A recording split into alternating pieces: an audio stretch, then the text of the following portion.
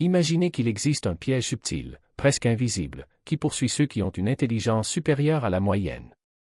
Et le plus effrayant, c'est que la plupart des gens s'y lancent sans même s'en rendre compte. C'est l'illusion de penser que vous êtes ou que vous êtes réellement la personne la plus brillante de la pièce. Cela peut paraître anodin, voire flatteur, mais cette position est l'une des plus dangereuses dans laquelle on puisse se mettre. Je ne parle pas de risques évidents, comme les accidents ou les échecs retentissants. Je parle de quelque chose de bien plus insidieux, un lent poison qui corrode la croissance, la perception et la capacité de voir le monde tel qu'il est réellement. Lorsque vous vous convainquez que vous êtes le plus intelligent, quelque chose change en vous.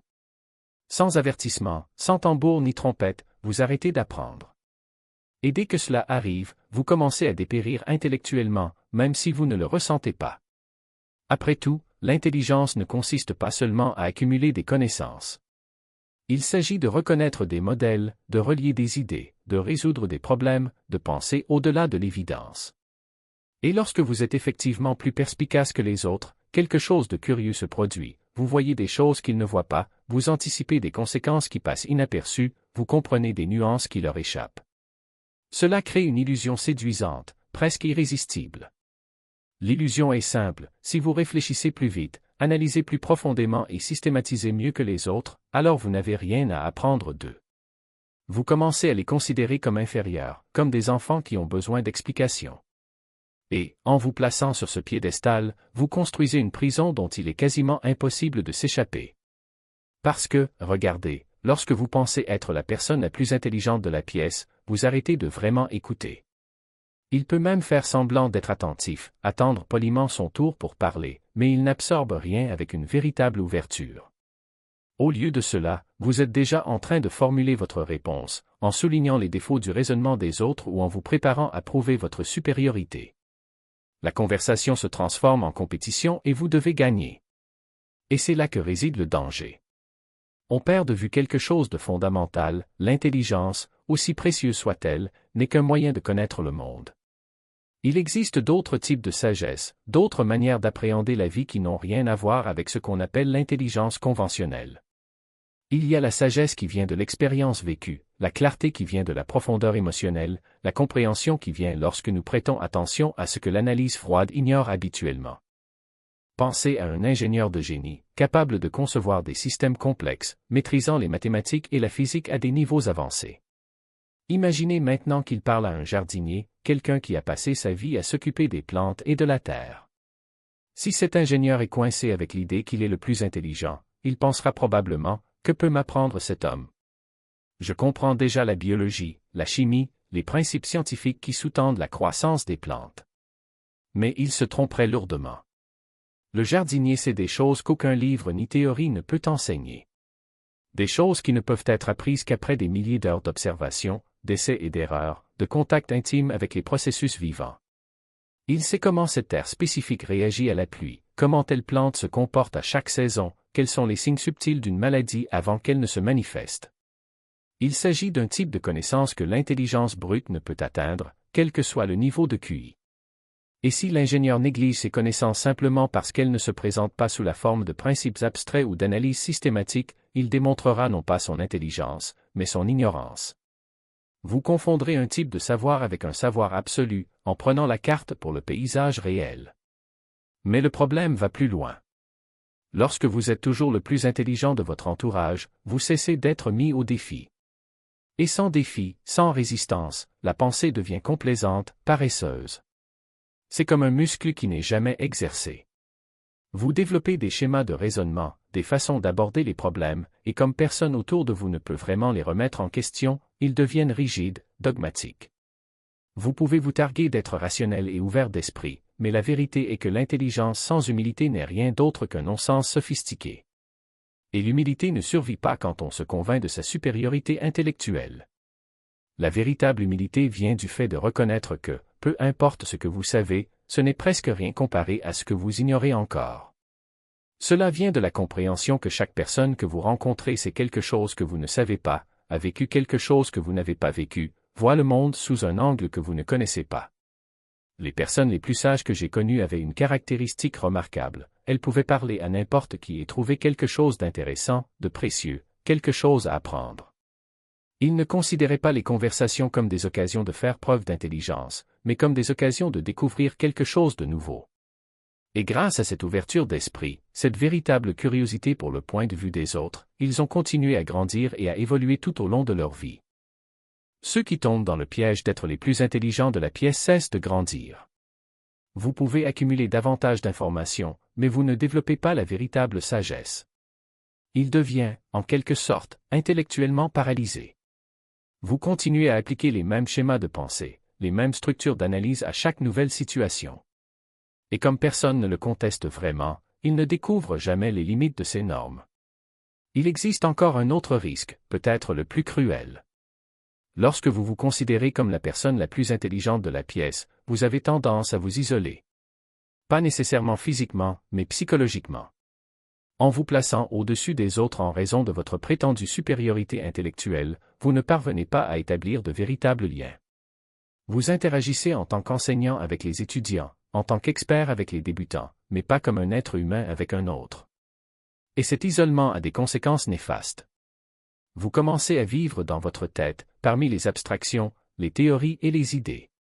Vous perdez le contact avec la réalité chaotique, ambiguë et complexe qui existe en dehors de vos pensées.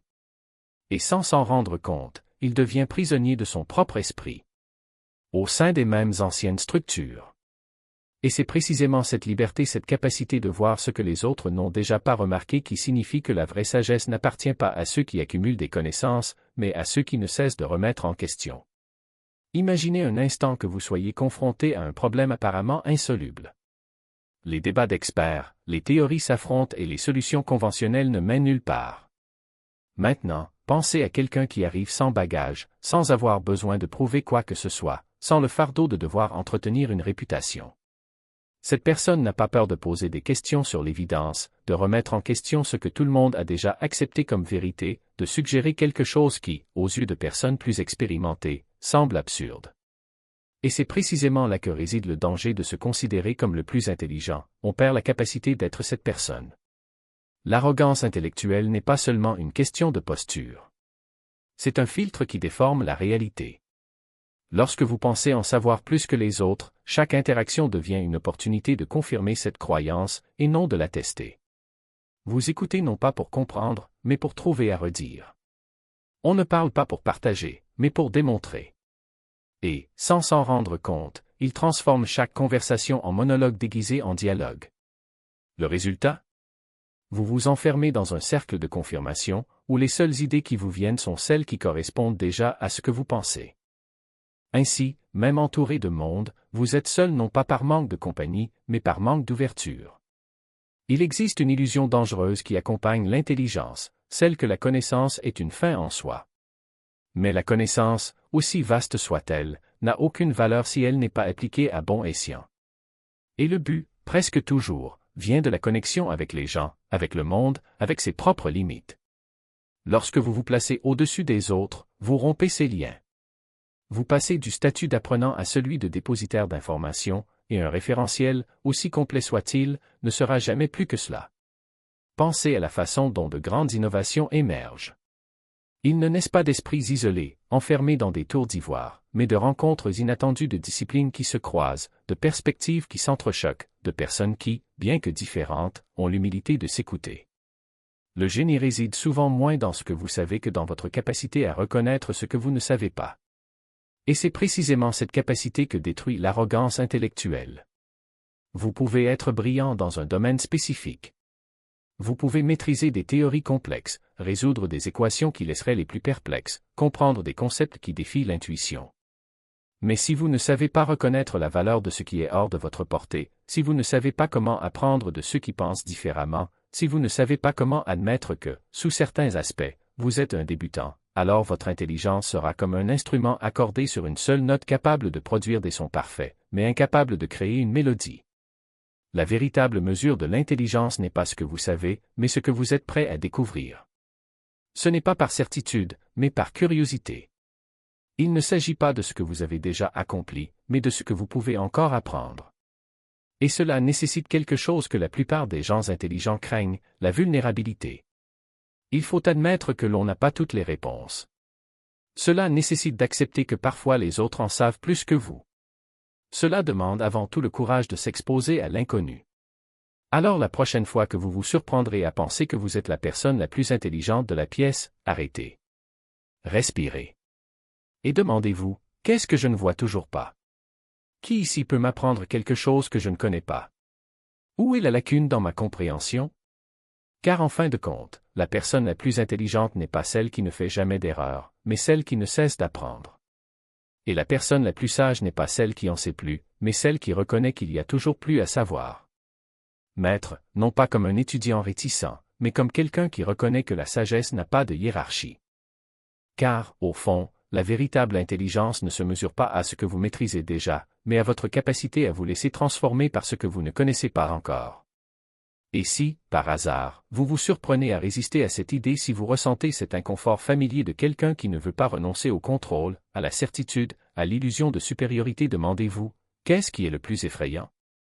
Admettre que vous ne savez pas ou vivre toute votre vie dans une bulle de connaissances qui ne s'agrandit jamais. La peur de paraître vulnérable est en réalité la peur de perdre la seule chose qui nous emprisonne réellement, l'illusion que nous sommes déjà arrivés au bout. Parce que la vie n'est pas une compétition intellectuelle. Il n'y a pas de trophée pour ceux qui accumulent le plus de réponses, ni de médaille pour ceux qui ne commettent jamais d'erreurs. Ce qui existe, c'est le mouvement, le flux constant d'idées, de perspectives et d'expériences qui ne se révèle que lorsque nous sommes prêts à sortir des sentiers battus. Et ce mouvement nécessite un choix quotidien. Préférez-vous être le propriétaire de la vérité ou son éternel apprenti? Lorsque vous décidez de devenir apprenti, quelque chose d'extraordinaire se produit. Les conversations cessent d'être des batailles et deviennent des ponts. Les désaccords cessent d'être des menaces et deviennent des opportunités. Et les gens, au lieu d'être des adversaires, deviennent des alliés dans la construction d'une compréhension plus large, plus humaine et plus réelle. Parce qu'en fin de compte, personne aussi brillant soit-il ne voit le monde avec une clarté absolue. Ce qui nous rapproche de la vérité, ce n'est pas le génie individuel, mais le courage collectif de remettre en question, de douter, de se laisser surprendre. Alors, la prochaine fois que vous ressentez le besoin de corriger quelqu'un, de signaler une erreur, de donner raison, arrêtez. Respirez. Et demandez, qu'est-ce que cette personne me montre que je n'ai pas encore vu?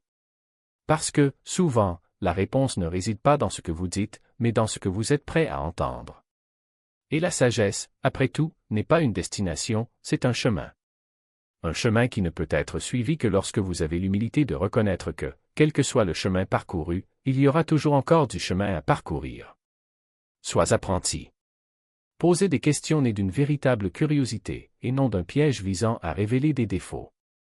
Écoutez avec la volonté de quelqu'un qui n'a pas encore toutes les réponses parce qu'au fond, personne ne les connaît. Laissez-vous surprendre. Permettez-vous de douter. Permettez-vous, un instant, de ne pas savoir. C'est ainsi que vous briserez l'illusion que vous maîtrisez déjà le jeu.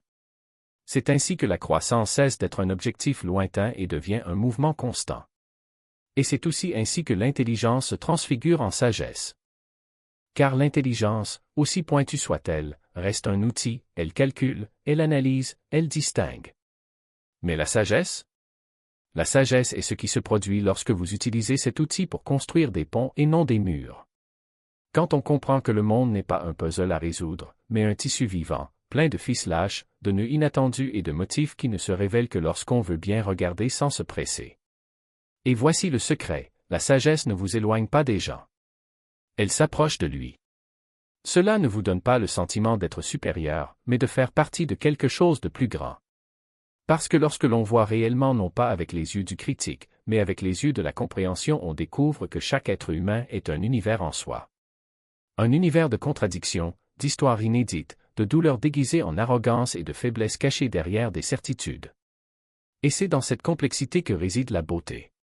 Pas la perfection, pas l'uniformité, mais une imperfection vivante et palpitante qui nous rappelle que nous essayons tous, d'une manière ou d'une autre, de trouver notre chemin. Alors la prochaine fois que quelqu'un dit quelque chose qui vous irrite, qui vous défie, qui vous semble faux, résistez à l'envie de le corriger. Demandez-vous plutôt, qu'est-ce que cette personne essaie de dire et que je n'entends pas encore? Parce qu'en fin de compte, la sagesse ne consiste pas à avoir toutes les réponses. Il s'agit d'avoir le courage de poser les bonnes questions et l'humilité d'accepter que parfois la réponse la plus profonde est simplement « je ne sais pas ». Mais je suis ici pour apprendre.